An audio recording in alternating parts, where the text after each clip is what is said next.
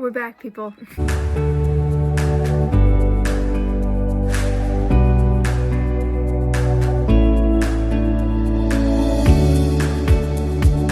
everybody, welcome back to my channel.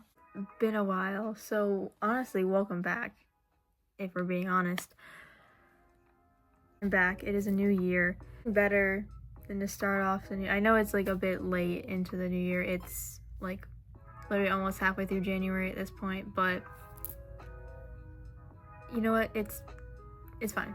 Today I thought we could do a little bit of a reflection on 2025. Of course, we talk about movies on this channel, so I thought I would do my top 10 favorite movies of 2025. Now, before I start this, I just want to say these are my personal opinions, the movies that I personally loved the most this year, so only out of the movies that I have seen. There are probably a lot better movies out there. I just didn't, unfortunately, get the opportunity to see them. So these are my opinions of the movies I have seen. So I think without further ado, let's get started. Start off with, I have 2 honorable mentions, with the first honorable mention going to Mission Impossible: The Final Reckoning. I did like this movie, even though I did have some problems with it, and also Mission Impossible usually isn't my thing, but I actually did end up fairly enjoying this movie. It was a bit long, but other than that, pretty good. Just didn't make the top 10. My other honorable mention is actually another sequel to a very beloved franchise. It is Now You See Me, Now You Don't. I've never seen any of the Now You See Me's. I do want to go back and rewatch them, but I honestly liked this movie a lot more than I thought I was going to. I mean, I thought I was going to like it because I love magic, and just seeing some of the scenes from the other Now You See Me movies, I was like, this is amazing. I really want to see this movie. And when I saw it, I actually ended up really, really liking it. And yeah, I thought the twist was really good, and yeah, ended up very much enjoying it. Now, moving into the top 10, honestly, this movie and Now You See Me Now, and Now You See Me Now You Don't can honestly flip, because when I was making this list, these two kept like flipping back and forth. But for now, this is what it is. I have Now You See Me Now You Don't as an honorable mention, and at number 10 on the list we have Wicked for Good.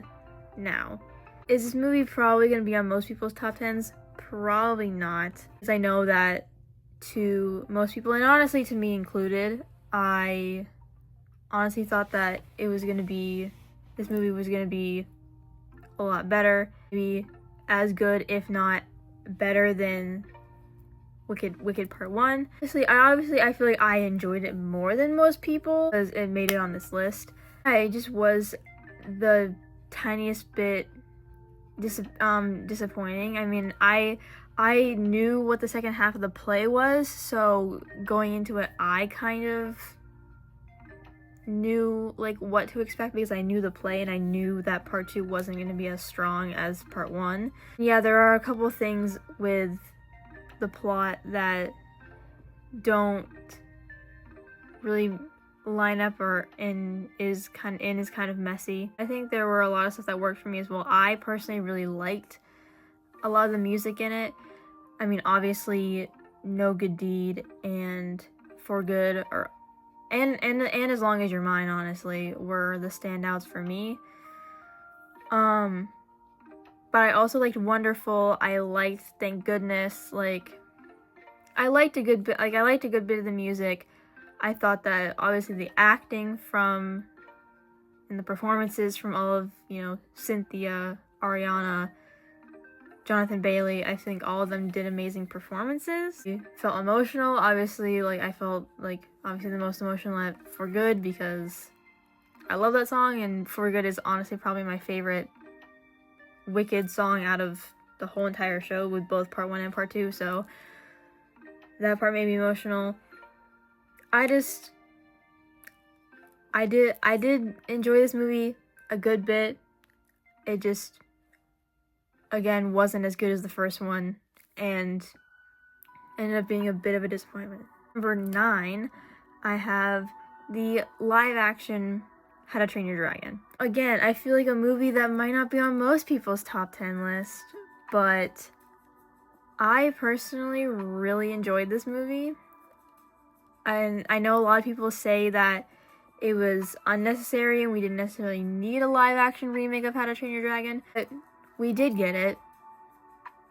And what they made was incredible. I think, like, they didn't really make that many changes. It was, again, like they said it was gonna be. It was a pretty much direct adaptation from the animated one, and I think they got all of the casting right. Dragons looked amazing. I thought, especially Toothless. I thought Toothless looked amazing.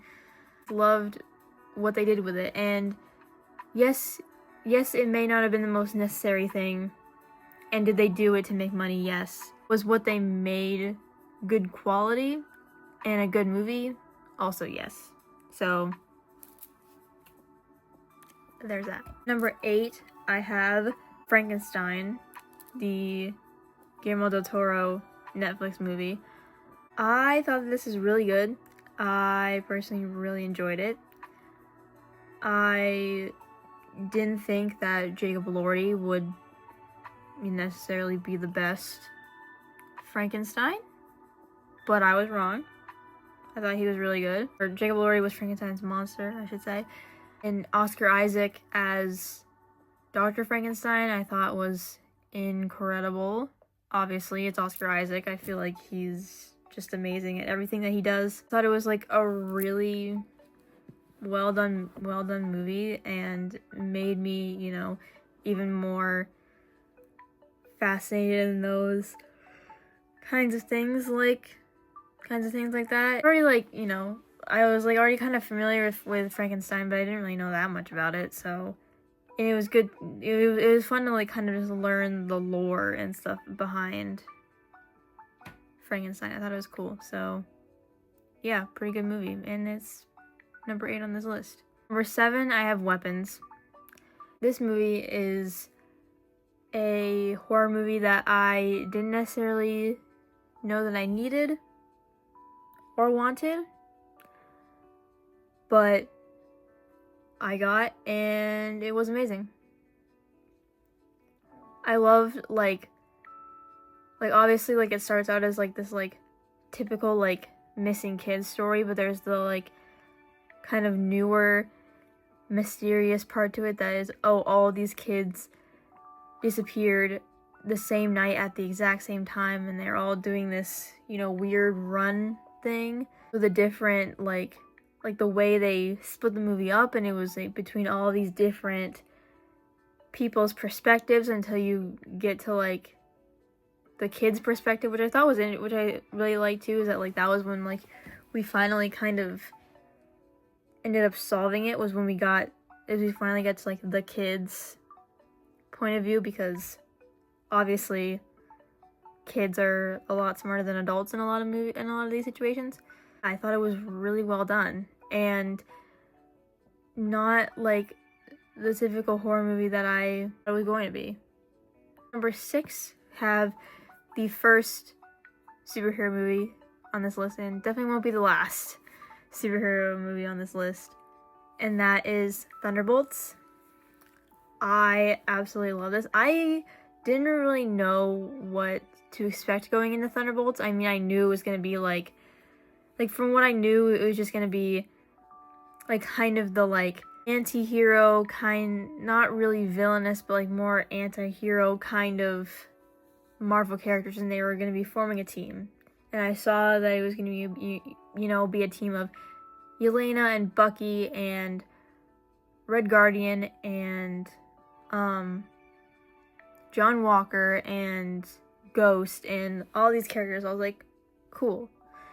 The actual movie itself, I really liked. That all of the actual team of the Thunderbolts itself had really good chemistry with each other. I thought that, honestly, obviously, stand-up performances, Yelena, or Florence Pugh as Yelena, love her so much. Obviously, Sebastian Stan as Bucky is always amazing. David Harbour as Red Guardian, incredible. And Sentry, Lewis Pullman as Bob / Sentry, I also thought was incredible. That Sentry as kind of the villain was a really interesting character, and a character that I found like really intriguing, that he was just like this like normal guy that just got these powers because he volunteered for this government situation. Because of the use of his like Sentry powers, it creates this other version of himself called the Void, which is, you know, essentially a big allegory for depression. Essentially, it shows like all these characters coping with all these things that have happened to them in their past that they necessarily haven't really gotten over yet. I thought it was really good and an amazing like portrayal of those kinds of emotions. Now onto the top 5. At number 5, I have the newest entry to the Knives Out franchise with Wake Up Dead Man. I love this franchise just in general. I think the Knives Out franchise has become like one of the franchises that I never expected to love as much as I do, but I have, and they've also become like sort of like not Christmas movies, if that makes any sense for me. And I think that both the first Knives Out and Glass Onion have both been amazing, and I feel like this has definitely held up to how amazing the other two were. I thought it was a very interesting story about, you know, this priest who's kind of questioning his kind of role in the church. I thought was interesting. Kinds of things where it's like movies or TV shows that kind of focus on like things like Catholicism and stuff like that. Like, even though like I'm not that much of a religious person myself, I think like those kinds of things I always find interesting, like watching them in a movie or through TV. So learning more about that is always like intriguing to me. Obviously, all of the performances in this movie were amazing. I mean, Josh O'Connor, Josh Brolin, Jeremy Renner, like so many incredible actors, as there always are in these movies. The group of actors that you expect to be together and like have good chemistry with each other, but they always do. And it's really amazing. So yeah, that's number 5. 4, we have a very fitting entry for number 4, and it is Fantastic Four: First Steps. I swear I didn't purposely have it be this way. It just happened to be this way. That was what felt right. So when I was making my list. Anyways, I loved Fantastic Four. I thought it was absolutely incredible. There's people that may have their own problems with the ending. I personally don't have those problems. See where those problems can come from and see why they may be problems for people, but I personally just don't have them. I thought that the chemistry with all of the family of the Fantastic Four was incredible. They all gave amazing performances. Yeah, this movie was just really good, and I think the fact that Marvel has done 2 good movies with both Fantastic Four and with Thunderbolts, I think Marvel is on a right track into hopefully continuing to be back, as people would say. Number 3, which this is a movie that I didn't expect it to be at number 3. I thought, and to be fair, this movie was at number 1 for a while. I just realized that there were just 2 movies that I just would rather prefer to watch and that I liked just that I personally liked a bit better, but this is honestly probably the best quality movie that is on this list. And the number 3 is Sinners. This movie is absolutely incredible. Like I said, probably the best movie on this list.